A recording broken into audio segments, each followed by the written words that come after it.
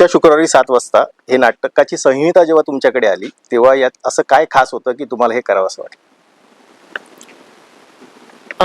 संहिता म्हणजे जेव्हा हे नाटक आलं त्या नाटकात एक होप आहे, एक आशा आहे. हे नाटक तुम्हाला काहीतरी देऊन जातं. हेच सगळं आवडलं आणि परत लिखाणात खूप स्ट्रॉंग होतं हे नाटक. दिग्दर्शक असा दिग्दर्शक होता ज्याच्याबरोबर मला काम करायचं होतं. प्रोड्युसर खूप जुने ओळखीचे आहेत माझ्या, खूप खूप जुने आमचे स्नेहसंबंध आहेत, अजित पुरे. त्यामुळे त्याच्याबरोबर काम करायची इच्छा होती. सुदीपला खूप वर्ष ओळखते पण त्याच्याबरोबर कधी काम वेळ आली नव्हती, सो ते केलं. आणि सतीश बरोबर खूप वर्ष आमचं चालू होतं की करूया करूया करूया, पण ते समाव होत नव्हतं. ते फायनली आता झालेलं आहे. त्यामुळे या संहितेला म्हणजे संहिता सुंदर आहेच, पण टीमही खूप छान असल्यामुळे नाही म्हणण्याचा प्रश्न नव्हता. सो असं माझं उत्तर आहे. मला असं वाटतं फार आजच्या काळातला विषय आहे. आजच्या काळाला जी एका दिशेची गरज आहे आणि त्याच्यामुळे तो फार कंटेम्पररी होतो विषय, चर्चेतला विषय होतो. कारण का आजच्या जनरेशननी नक्की येऊन हे नाटक बघावं. कारण का सुदीपनी ते फार सेन्सिटिव्हली लिहिलेलं आहे, जे फक्त स्पेसिफिक एज ग्रुप्सना रिलेट करेल असं नाही आहे. मुळातच हे येणाऱ्या जनरेशनसाठी किंवा आज आपल्या अवतीभोवती ज्या काही गोष्टी घडत आहेत त्यावर भाष्य करणारं नाटक आहे. कुठेही सुदीपनी हे नाटक लिहिताना आता आपण थोडंसं भाषण देऊया अशा पद्धतीने न लिहिता त्याचा एंटरटेनमेंट फॅक्टर आणि त्याच्यातनं मिळणारी एक करमणूक ह्याचं भान ठेवून ती संहिता लिहिलेली आहे. आणि मला असं वाटतं नीरज ते करण्यात फार यशस्वी झालं. त्यामुळे थँक्यू सो मच की ही संहिता आमच्यापर्यंत आली आणि ह्या नाटकात काम करायला मिळालं. सुदीप, तुम्ही या नाटकाचे लेखक देखील आहात, तर हे जेव्हा लिहित होता तेव्हा असं वाटत होतं का की ही भूमिका आपल्यासाठीच आपण लिहितोय, असं कधी असं वाटलं होतं का? चांगला प्रश्न आहे. लिहिताना मी असं नाही म्हणणार की माझ्यासाठीच लिहितोय अशा अर्थाने मी ते लिहिलं. लिहिताना माझा एक्सरसाइज होता की ह्याला कसं जास्तीत जास्त इंटरेस्टिंग आणि जास्तीत जास्त एंगेजिंग बनवायचं. कारण तुम्ही जर का इंटेन्शन तुमचं चुकीचं असेल ना तर मग ते नाटकासाठी घातक ठरतं असं माझं मत आहे. मला लिखाणात बऱ्याच वर्षांपासून इंटरेस्ट आहे आणि ॲज अन ॲक्टर आपल्याला बरेचदा सेटवर किंवा 2 कामांच्या मध्ये वेळ मिळतो. सो माझ्यासाठी हा रायटिंग एक्सरसाइज होता आणि मला खूप लहानपणापासून नाटक लिहायची इच्छा होती, ते शिकायची इच्छा होती. सो कुठेतरी जेव्हा मी मोठा होत होतो तेव्हा आपल्याकडे तसे इन्स्टिट्यूट्स नव्हते. आता बरेच आहेत, पण अजूनही रायटिंग शिकवणारे इन्स्टिट्यूट्स आपल्या मुंबईत तरी मला फार आढळले नाहीये. सो मी ॲज अन एक्सरसाइज आणि मी लिहिलंय म्हणजे ते 6 वर्ष यासाठी लागली कारण मी जवळजवळ ट्रेन होत गेलोय हे नाटक लिहिताना. कारण मी बऱ्याच लोकांकडे जाऊन त्याचं रीडिंग करून करून त्यांचा फीडबॅक घेऊन घेऊन त्यात चेंजेस करत करत ह्या स्टेजला पोहोचलो. त्यामुळे yes, that is what the answer is. लेखक म्हणून दिला नावाविषयी पण एक प्रश्न आहे की पुढच्या शुक्रवारीच का की पुढच्या रविवारी किंवा पुढच्या बुधवारी 6 वाजता असं का नाही? शुक्र है शुक्रवार है की काय आहे ते सो नाटक पाहाल तुम्हाला तेव्हा कळेल की ते जे अपॉइंटमेंट्स आहेत त्या मुलाचे डॉक्टर बरोबर, सायकायट्रिस्ट बरोबर, त्या अपॉइंटमेंट्स शुक्रवारी 7 वाजता होतात. सो आधी नाटक आलं मग टायटल आलं. तर नाटकात ते ऑलरेडी असं होतं की ते त्या दिवशी त्या वेळी भेटतात. तुमचा प्रवास हा महाविद्यालयीन स्पर्धेतून झालेला आहे. तो आंबा एकांकिका ते व्यावसायिक रंगभूमीवरील ऑल द बेस्ट हा प्रवास किती कठीण होता? खूप कठीण होता हा प्रवास. कारण का जेव्हा आंबा ही एकांकिका आली तेव्हा जस्ट फायनल इयरला होतो आम्ही आणि त्याच्यानंतर व्यावसायिक रंगभूमीवर कसं काम करायचं, काय करायचं हे कळता कळता ऑल द बेस्ट नाटक मिळालं. आणि ऑल द बेस्ट नाटकाचे भरपूर जवळजवळ 890 प्रयोग केले मी, इंग्लिश आणि मराठी मिळून. सो जेव्हा ते नाटक हातात आलं तेव्हा तेव्हा तेव्हा हे माहिती नव्हतं की हे किती मोठं आहे. हाऊसफुलचे बोर्ड्स लागायचे, लोक प्रचंड प्रमाणात गर्दी करायचे, त्याचे 2-3 संच. आता तुम्ही विचार केला तर ऑल द बेस्ट हे नाटक अजून सुरू आहे. त्यामुळे त्या नाटकाचं प्रचंड यश आहे. त्या नाटकाने भरपूर दिलं. ते करता करता हे लक्षात आलं की ह्याच्या पुढचं पाऊल ह्याच्यापेक्षा मोठं आणि वेगळ्या प्रमाणात इम्पॅक्ट करणारं असायला हवं. त्याच्यानंतर तुमचा खरा स्ट्रगल सुरू होतो. तुमचं मागचं काम तुमचं पुढचं काम ठरवतं. तुम्ही काय सिलेक्ट करता, तुम्हाला काय करण्याची इच्छा आहे. आणि प्रत्येक वेळी तुमच्या नशिबात एक चांगली स्क्रिप्ट, एक चांगलं प्रोडक्शन हाऊस, एक चांगला प्रोड्युसर, चांगले सहकलाकार आणि चांगला दिग्दर्शक येईलच. हे एखाद्या कलाकाराचं भाग्य असतं. मला असं वाटतं की वेळ लागतो. मी मगाशी म्हटलं की प्रवास खूप कठीण असतो, कारण का ह्या प्रोफेशनमध्ये वेळ लागतो. आज जर तुम्ही मला विचारलं की मी काय सांगू इच्छितो, तर पेशन्स लागतो. एक संपल्यानंतर दुसरं ताबडतोब मिळत नाही आणि ते खरं तर कठीण आहे. प्रवास कसा होता, तर प्रवास कठीण का असतो, कठीण का होता, कारण का वेटिंग पिरियडला आपण रेडी राहणं फार गरजेचं आहे. कधी कधी नाटक तुम्हाला चूज करतं, कधी कधी तुम्ही नाटकाला चूज करता.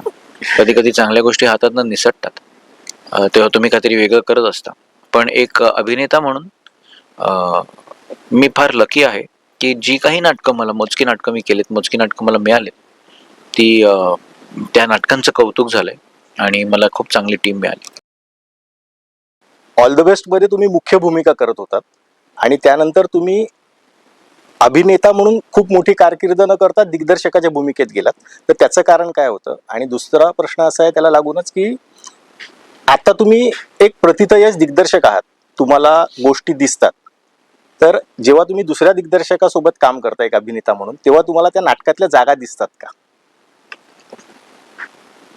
दुसऱ्या प्रश्नाचं उत्तर पहिल्यांदा देतो, नंतर मग पहिला प्रश्न मला आठवण करून द्या. चालेल. दिग्दर्शक म्हणून मला त्या नाटकातल्या जागा दिसतात का, तर मी प्रकर्षाने ते बघणं टाळतो. नाहीतर मग मी कलाकार म्हणून किंवा अभिनेता म्हणून कसं काम करणार. त्या नाटकाच्या जागा शोधणं आणि बघणं त्या दिग्दर्शकाचं काम आहे. मी त्याच्या हातातलं ते एक यंत्र आहे जिथून त्याला ती गोष्ट घेऊन जायची आहे. आणि त्याच्याबरोबर काम करत असताना खूप शिकायला मिळतं, कारण का तुम्ही कुठेतरी तेच तेच करून थकलेले असतात. जसं काही लोक म्हणतात की शिकायला वय नसतं. आधी लोक ग्रॅज्युएशन करतात, मग मास्टर्स करतात, मग डबल मास्टर्स करतात, मग MBA वगैरे झालेले असून सुद्धा नंतर परत छोटासा कोर्स करतात.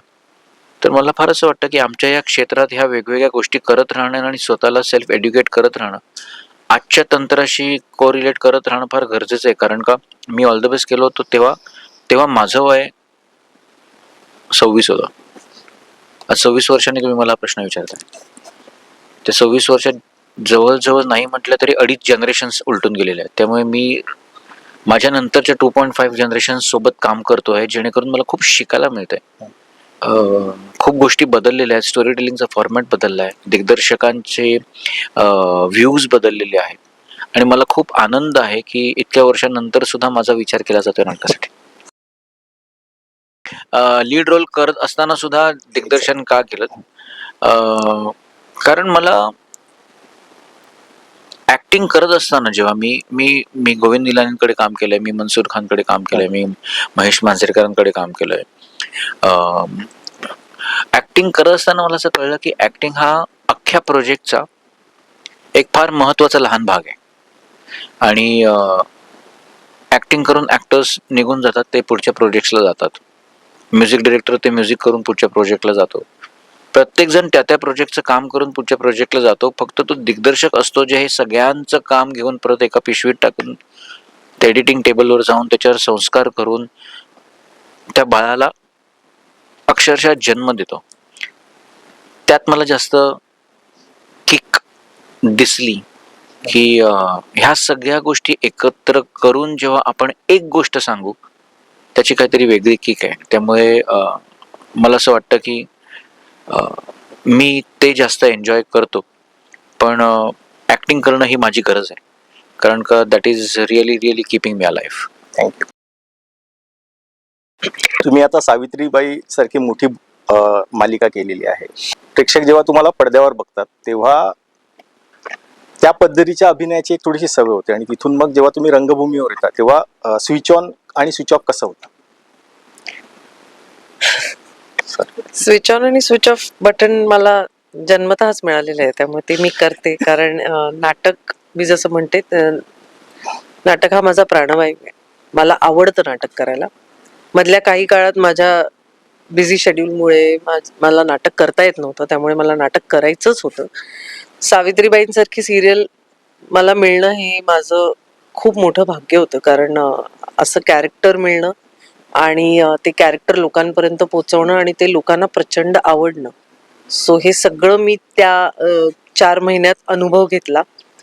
आणि आता जे मी करतेय, सो ते माझं स्विच ऑफ झालेलं आहे. आता मी इथे स्विच ऑन झालेले आहे. पण असं काही नाही, म्हणजे मला असं वाटत नाही की सिरियलचा अभिनय वेगळा असतो, फिल्मचा अभिनय वेगळा असतो. ते तुम्ही त्या त्या संचात गेलात, त्या ऍटमॉस्फिअर मध्ये गेलात की ते तुमच्या अंगवळणी येतं. शेवटी तुम्ही ऍक्टर आहात, तुम्हाला स्विच ऑन स्विच ऑफ करणं गरजेचं आहे. सो ते तुमच्या घरात देखील 2 अभिनेते आहेत आणि लोकेश दादा असतील किंवा तुमची मुलगी आहे मनोरंजन क्षेत्रात, तेव्हा अनुभवांचं आदान प्रदान होतं का? तुम्ही काय सल्ला देता अर्थात नवीन होतो. पिढीला काय सल्ला देता?